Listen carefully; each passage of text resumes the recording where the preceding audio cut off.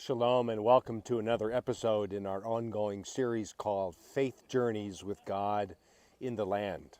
Today we're looking into Syria, very close to Mount Hermon, Israel's snow-capped mountain.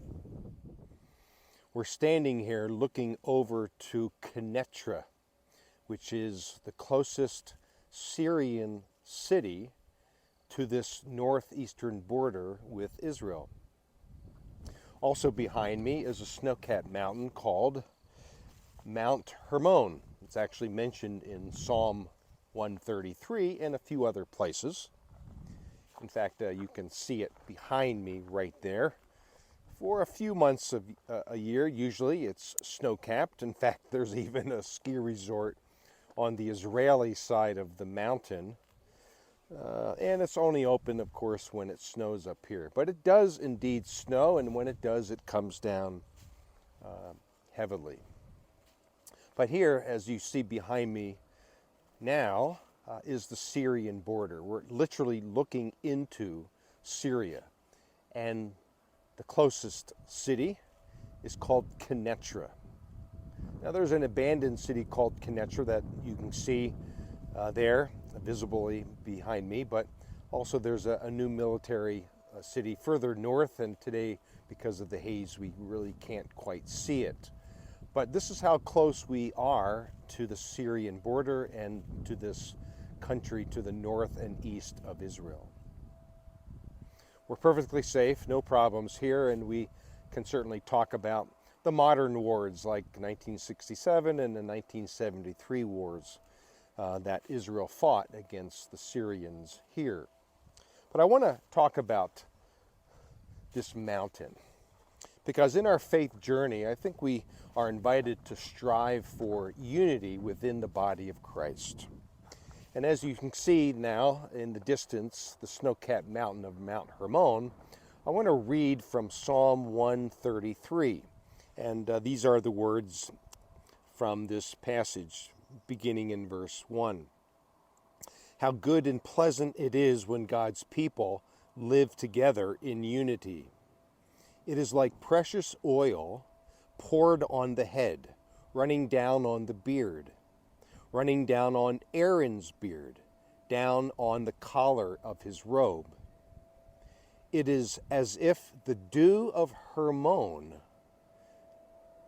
were falling on Mount Zion. For there the Lord bestows his blessing, even life forevermore.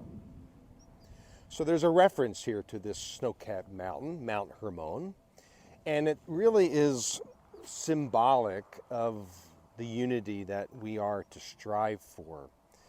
Picture the dew. In fact, dew falls here in Israel hundreds of days a year, believe it or not, even as arid as a country it is. But the distance between Mount Hermon here on the northern border behind me and Mount Zion, of course, a reference to Jerusalem, that's over 100 miles apart. And yet the beauty of these words, to find unity together in our relationship with God and with one another, I think is a very key, and unfortunately, perhaps even at some times, a missing element of our community of faith. As Christians, we are to be unified by the central teachings of God's Word. Now, I think that allows room to agree to disagree on secondary issues of theology and even of practice, but we are to be united in our love for God, in our fear for Him, a healthy fear that spawns respect for His Word and how He wants us to live in His kingdom. But the beauty of this mountain, really, to be here up here in the winter, in fact, you can see the green, the yellow flowers. It's really remarkably beautiful here in the months of especially January, February, and March when I'm filming this here. But strive in your faith walk to be unified with your brother and your sister in faith in Christ. That's what Christ really invites us to do in our churches, in our small groups, to find commonality with one another, a unified commonality as we celebrate that we are all recipients of God's grace and we need Him just as much as anyone else.